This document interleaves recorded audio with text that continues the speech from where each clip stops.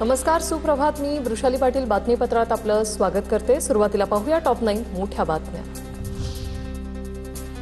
कांद्याच्या प्रश्नावरून आज पुण्याच्या मंचरमध्ये विराट क्रांती महामोर्चा. काँग्रेस प्रदेशाध्यक्ष हर्षवर्धन सपकाळ, आमदार रोहित पवार, खासदार अमोल कोल्हे उपस्थित राहणार.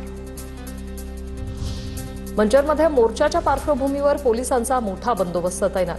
कांद्याला कवडीमोल भाव मिळत असल्यानं शेतकऱ्यांमध्ये संताप.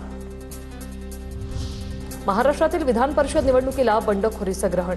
महायुतीत 9 जागांवर बंडखोरी. पुणे, रायगड, संभाजीनगर, नाशिकसह यवतमाळ, अमरावती, परभणी, नांदेड, जळगावमध्ये बंडखोरीचं सत्र.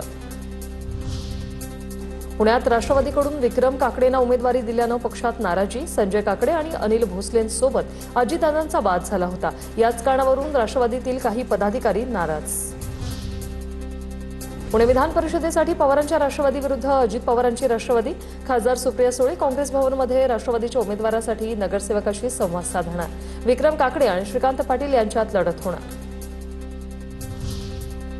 जळगाव विधान परिषद निवडणुकीत महायुतीचा विजय होईल. राज्यात विरोधकांची एकही जागा निवडून येणार नाही. मंत्री गिरीश महाजन यांची टीका. नागपूर विधान परिषदेचे भाजप आणि काँग्रेसचे उमेदवार कोट्याधीश. भाजपच्या राजीव पोद्दारांची संपत्ती 38 कोटी तर काँग्रेसच्या अतुल लोंढे यांची 2.25 कोटींहून अधिक संपत्ती. नाशिकच्या नेत्यांच्या वागणुकीमुळे ठाकरेंच्या शिवसेनेत खळबळ. नाशिकचे नेते अनिल कदमांनी ठाकरेंची चर्चा करूनही फॉर्म भरला नाही, सूत्रांची माहिती.